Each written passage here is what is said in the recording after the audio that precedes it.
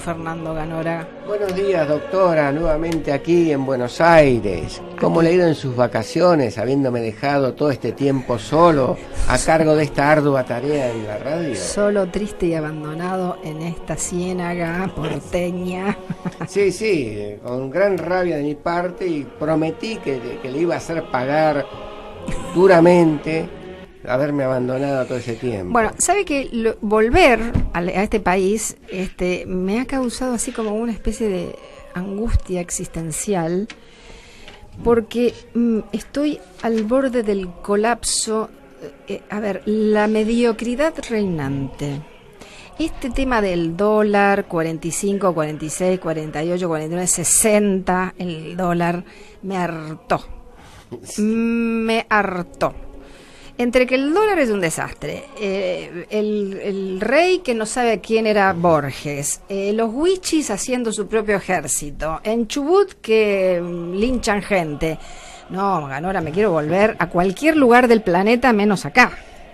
Son cosas que nos están pasando en gran parte por una conducción política que surge de los clubes de fútbol. Entonces son discusiones de la comisión directiva de Nueva Chicago, de Tigre, de Boca, de San Lorenzo. San Lorenzo, sí. Ese es el nivel intelectual y profundidad política. Ahí vamos, a esos lugares. Bueno, pero ¿sabe qué? Como estoy harta de lo doméstico, vamos a tratar de hablar de algo que no conocemos mucho, y nosotros dos menos, pero cuando intentamos buscar gente que sepa algo de esto, nos ha costado muchísimo. A ver, a la sazón quiero decirle que lo que me gustaría que habláramos es de qué es lo que está pasando en Gran Bretaña con el bendito Brexit.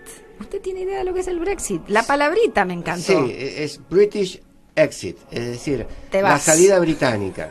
es como te vas. Es una combinación de lo británico y la salida, afuera. La afuera. O sea, es la aplicación por parte de Gran Bretaña de una disposición del Tratado de Maastricht que le permitiría irse. Sí. El punto es que si quiere o no quiere irse ahora, porque hace 2 años que están con el tira y afloje, resulta que votaron que se iban, Cameron dijo nos vamos y le dejó la papa caliente a esta May pobre que no da pie con bola. No, me hace acordar a un señor que por acá tenemos que tampoco da pie con bola, que también le dejaron una papa caliente, es una especie de Cameron. Bueno, Cameron como conservador que era, no era demasiado favorable a la permanencia de Gran Bretaña en la Unión Europea, pero no tenía ganas de irse, y para generar una situación de rispidez plantea un referéndum. Él pensaba que el referéndum lo iba a ganar en el sentido de quedarse en la en la Unión Europea. No, y lo peor es que todos los ingleses pensaron que no hacía falta votar, no fueron a votar los viejitos carcamanes y votaron que sí que se querían ir. Bueno, y acá creo que tenemos que empezar a analizar el problema de la globalización y cómo enfrentamos la globalización. La globalización que comienza a marcar el paso fuerte en el siglo XIX, a la segunda mitad del siglo XIX, eso se pone de manifiesto en el Manifiesto Comunista. El Manifiesto Comunista, los 2 primeros capítulos hablan sobre el proceso de internacionalización de la economía, del proceso de globalización que se está viviendo en esa época. Ahora, frente a la globalización hay 2 caminos a seguir. Un camino es una globalización forzada, donde una potencia hegemónica va a conducir el proceso y va a ser la beneficiaria de ese proceso de globalizador, es lo que se llama tradicionalmente imperialismo, o una integración basada en la igualdad de los estados y a través de procesos de tratados internacionales que favorezcan el libre comercio, que favorezcan la libre circulación de capitales, de personas, de bienes. Y ahí comienza todo el proceso despacito hasta llegar hoy a la Unión Europea. Exactamente. El proceso imperialista, o sea, la idea de que una nación hegemónica se asegura mercados, se asegura la provisión de materias primas, se asegura la colocación de sus productos y asimismo la colocación de sus capitales con exclusión de las demás potencias, la potencia hegemónica, ese proceso va desde 1850 y tiene el máximo de expansión al principio del siglo XX. A principios del siglo XX se produce la tragedia de la Primera Guerra Mundial, donde entran en un Armagedón las potencias imperialistas que pretendían repartirse el mundo o dominar el mundo. Hay un conflicto de intereses y en ese final de la guerra, que costó más de 6 millones de muertos y una destrucción impresionante, aparece la idea de ir hacia un proceso de integración en forma pacífica y con las características que yo te digo.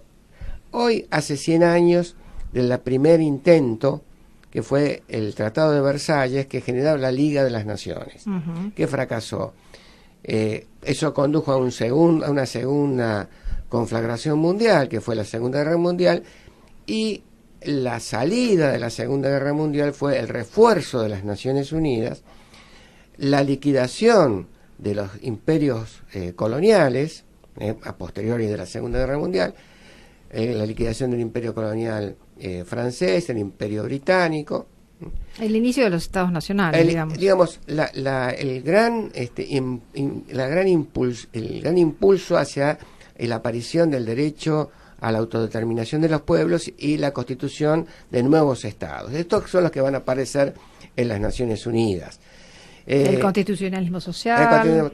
Todo lo que nosotros conocemos como progresismo es una consecuencia del final de la Segunda Guerra Mundial, del triunfo de los aliados, de la Organización de las Naciones Unidas y de los tratados de derechos humanos. Con ella la necesidad de legislar en derechos humanos y en todo lo que tenga que ver con la legislación supranacional. Exactamente. En 1919 se creó la Organización Internacional del Trabajo, o sea, se reconoció la necesidad de darle lugar a los derechos del trabajador en el plano internacional y en el plano nacional.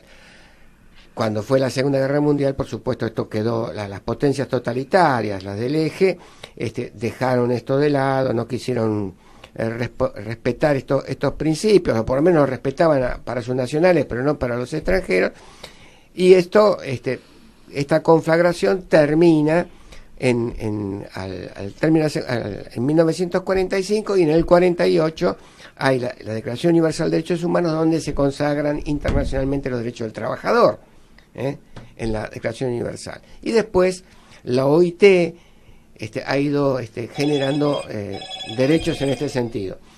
Lo que a mí me interesa en este asunto es ver cómo hace Europa y qué influencia tiene la situación europea sobre nosotros.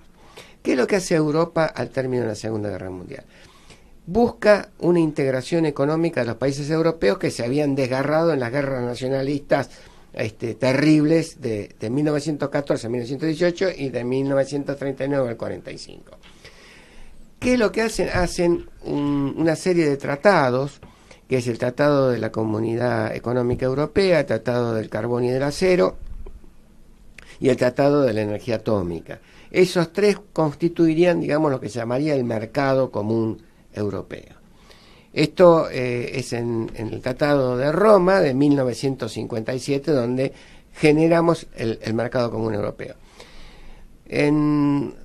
Este proceso de integración se profundiza y en 1993 tenemos el Tratado de Maastricht, que ya refunde los tres tratados y ya surge ahí la Unión Europea. Hay un intento en el 2009 de generar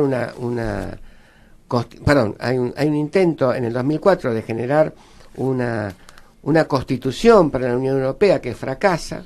Nosotros lo vivimos, ese falla, se pierde el referéndum que generaría esa constitución para Europa. Pero en el 2009 el Tratado de Lisboa genera, digamos, las instituciones que gobernarían a la Unión Europea. Hoy en Bélgica. Exactamente. Es decir, el Tratado de Lisboa es digamos, la institucionalización de la Unión Europea con las características que la conocemos ahora.